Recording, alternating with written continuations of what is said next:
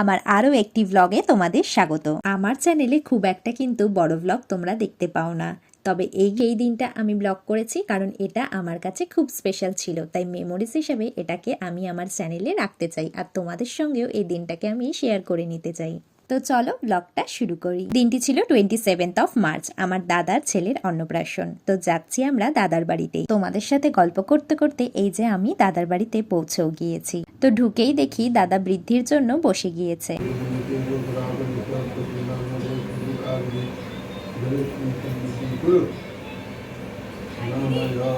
আর আমি তোমাদের সঙ্গে একটা কথা শেয়ার করতে চাই, এই যে কুলো, চালনবাতি আর দাদার ছেলে যে অন্নপ্রাশনে পাঞ্জাবিটা পড়েছে সবকিছু কিন্তু আমার একটা চেনা বোন করে দিয়েছিল। ওর একটা ফেসবুকে পেজ আছে, আমি ভিডিওতে ট্যাগ করে দিচ্ছি। আর বিয়ে, অন্নপ্রাশন অথবা যে কোনো হ্যান্ডক্রাফটের জিনিস বানিয়ে নিতে পারো, ও কিন্তু খুব রিজনেবল প্রাইসে বানিয়ে দেয়। আর এই হচ্ছে আমাদের ছোট্ট জিয়ান সোনা, যার আজ অন্নপ্রাশন।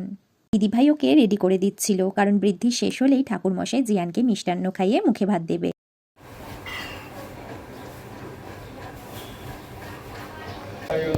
নমো নমো নমো। আচ্ছা, মানে এই আংটিটা পরাতে পারবে?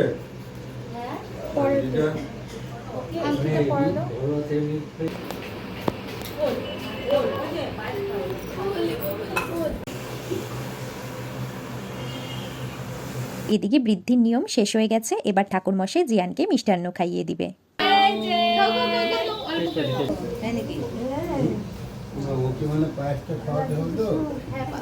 আমরা তো দেখবো না পায়েসটা খাওয়ানো, আমরা দেখতে পাবো না।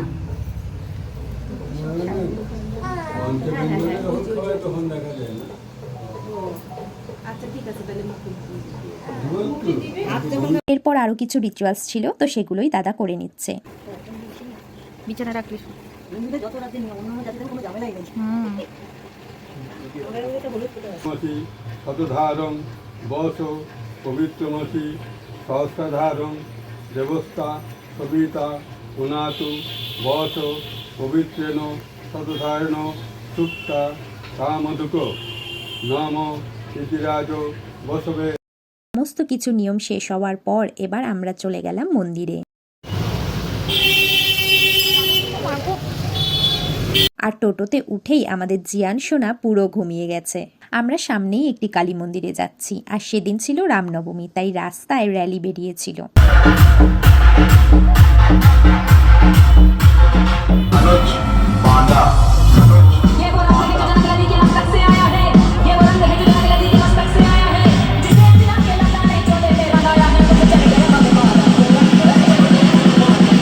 মন্দিরে পৌঁছতে আমাদের অনেকটাই লেট হয়েছিল।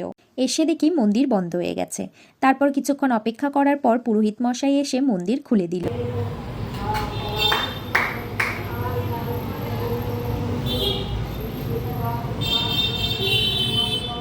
মন্দিরে পুজো দিয়ে সেই প্রসাদ ঠাকুরমশাই জিয়ানকে খাইয়ে দিল।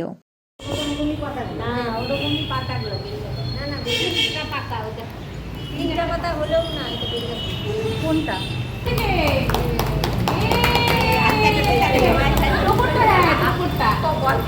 ফিরছি আমরা বাড়িতে এসে জিয়ানের জন্য সমস্ত খাবারগুলো সুন্দর করে সাজিয়ে দেওয়া হলো।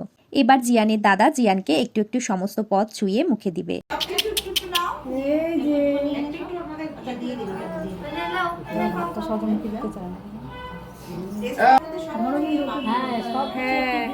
এবার সবশেষে বসে পড়লাম খাওয়া দাওয়া করতে। তো মেনুতে ছিল, প্রথমেই দিয়েছিল ভাত, তারপর মাছের মাথা দিয়ে ডাল আর পাঁপড় ভাজা, তারপর চলে আসলো কাঁঠাল চিংড়ি, এরপরে দিয়ে দিল কাতল কালিয়া। প্রতিটি রান্নায় কিন্তু খুব টেস্ট হয়েছিল।